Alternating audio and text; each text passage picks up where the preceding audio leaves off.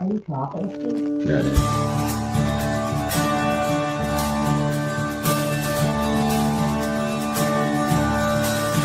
I was buried beneath my shame.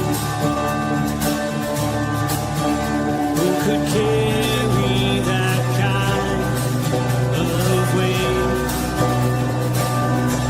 It was my tomb till I met you. I was breathing but not alive. All my failures I tried to hide. It was my tomb till I met you. You called my name and I ran out of that grave. Out of the darkness into your glorious day.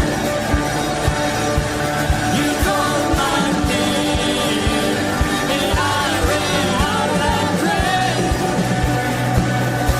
Out of the darkness into your glorious day.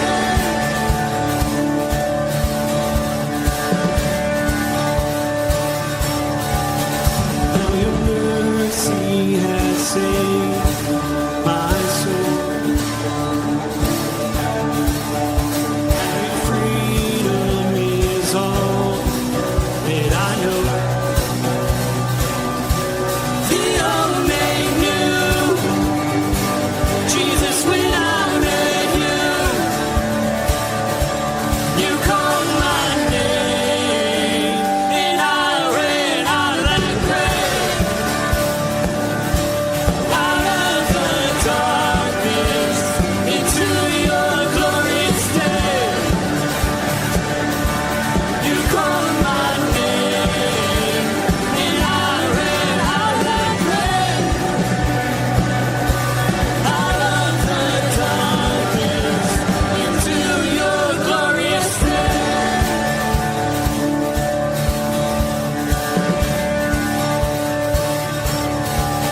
Now your mercy has saved my soul. And freedom is all that I know. The old made new. Jesus, when I met you, you called my name and I ran out of that grave. Out of the darkness into your glorious day. You called my name and I ran out of that grave. Out of the darkness into your glorious day.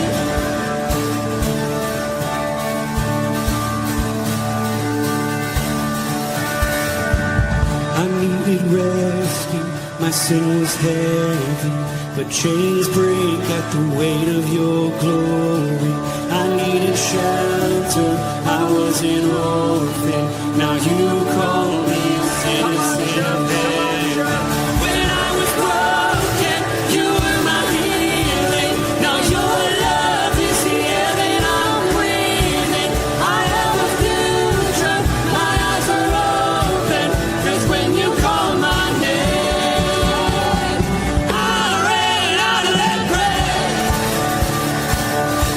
Out of the darkness into your glorious day.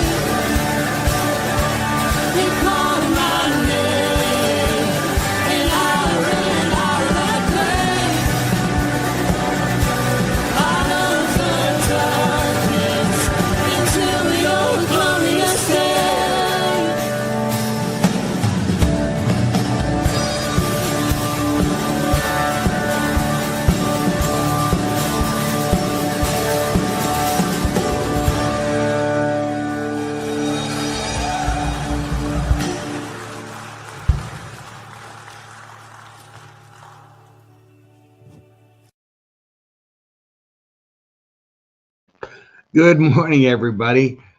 It is sunny and nice outside, and it's the day after Easter. He is risen. What a service yesterday. What a service. Whoa.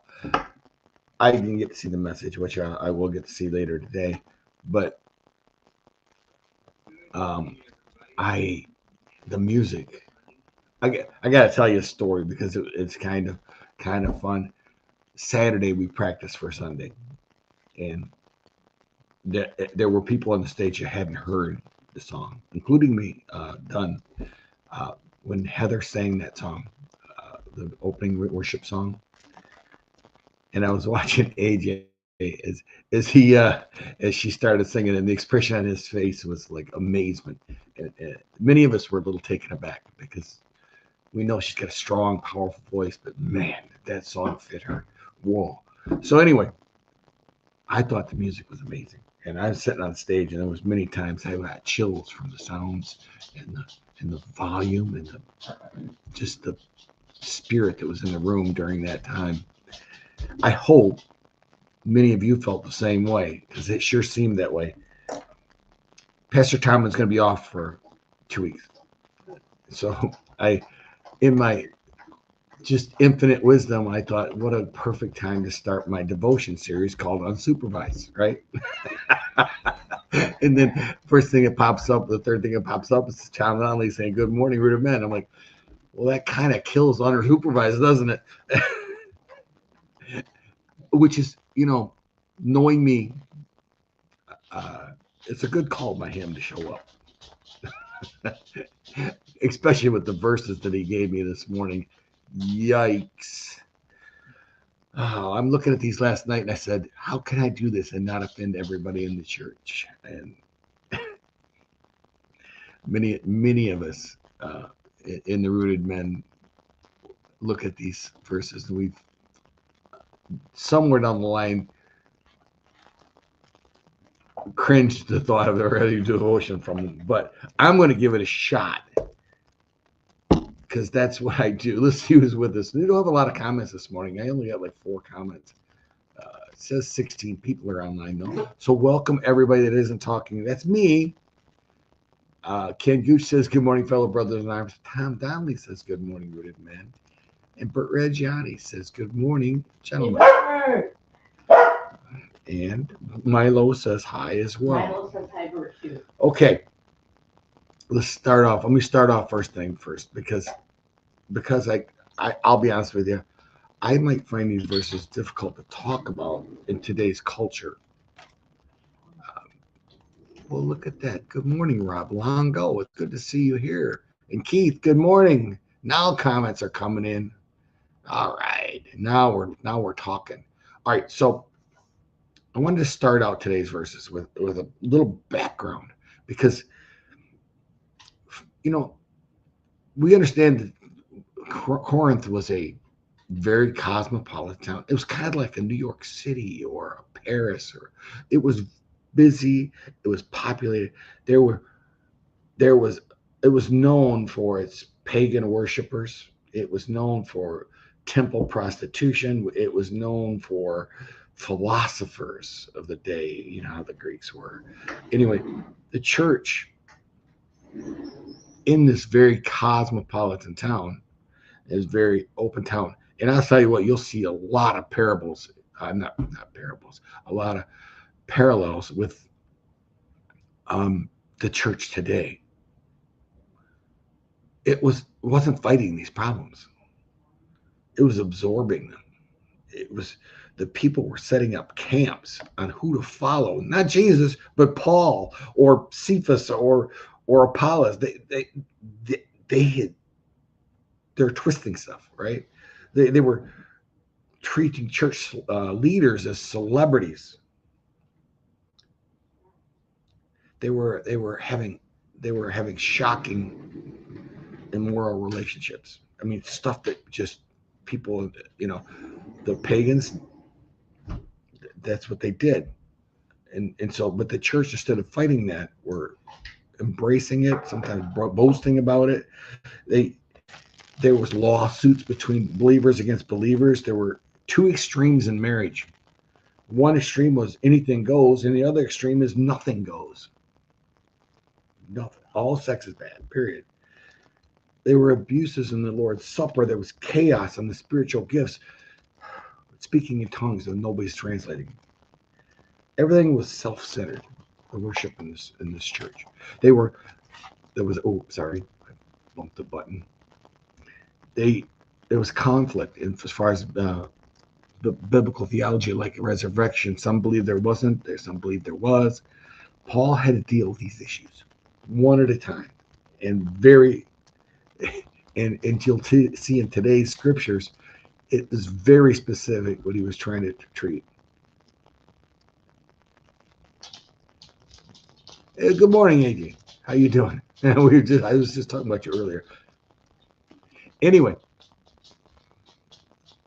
so here today's verses now. We get to these. I'll have to pull them up real quick because that was a really long intro to the scripture. Hopefully I don't run too late, but I just felt it needed to be said because these verses can be difficult, and if you don't put them in context, if you don't put them in the time of where they were and who they were, you'll never you can misinterpret these rules, and I guarantee you they've been misinterpreted over the years. All right, so we're looking at 1 through 9. So let's start with this. Now concerning them about the matters which you wrote. They wrote to him about this. So there was obviously some people in the church going, wait a minute, right? It is good for a man not to have sexual relations with a woman. But because of the temptation to sexual immorality, each man should have his own wife and each woman her own husband. I mean, this on the beginning makes total sense, right? The husband should give to his wife her conjugal rights, and likewise the wife to her husband. For the wife does not have authority over her body, but the husband does. Likewise, the husband does not have authority over his own body, but the wife does. Do not deprive one another, except perhaps by agreement for a limited time, so that you may devote yourself to prayer. But then come together again. Okay, we're going to stop for a second there because there's a lot there. He understood that temptation was real, right? And I guess in this church, some people would, like I told you before, they were gone to two extremes: anything goes or total abstinence. Knowing that he was fearing that the total abstinence would lead to temptation. Neither one, I mean, he's trying to point out that neither one is wrong if it's done with the right person, right? So he knew the temptation was real. And God provided marriage as the perfect issue for intimacy. Perfect issue for intimacy. It is responsibility of the husband and the wife to meet each other's needs. Marriage is about giving, not demanding, though. And I think sometimes how this can be misinterpreted is you do what I say because you're supposed to, and that's not his intention at all. The intention is for it to be not, how would I say it, a mutual agreement, right? Or an understanding. He tells them not to withhold intimacy for punishment or manipulation. And the only time they really should is where there's a mutual agreement, right? And so there's so much there as far as he's really trying to get to the roots of this. And then he goes on in verse 6 to say, now as a concession, not as a command, I say this: I wish you were all as I am myself. But each has his own gift from God, one of one kind and one of another. To the unmarried and the widows, I say that it is good for them to remain single, as I am. But if they cannot exercise self-control, they should marry, for it is better to marry than to burn with passion. There's a lot in these verses, and there are people today that would use them against the church. That would talk about men taking advantage of women, women taking advantage of men. There's so much there that that we have a tendency to look at it without context. And I think that's what we're doing here. God cares about your body. There's no doubt about that, right? His marriage isn't about it's about serving each other, not taking. So you hear people talk about, what they get out of a marriage. And maybe the thing is, maybe we should talk about what we give in a marriage. Being single is not a second class citizen. Paul really is explaining, he's trying to make a very good comparison here, that it's okay to be single. It's okay to be by yourself. It gives you time to focus with God. It gives you time to, but it's not for everybody. And he said, so he basically saying both are okay. and don't fight temptation alone. Maybe that's the best way of putting it. God's design for relationship isn't about restriction. It is about protection, purpose, and love. If there's anything we can take away from these verses is God is looking out for us. So the bad things don't happen. The things that shouldn't happen don't happen. And Paul dealing with a church that's somewhat out of control, and my phone ringing, and it never rings. All right. So I think I'm done.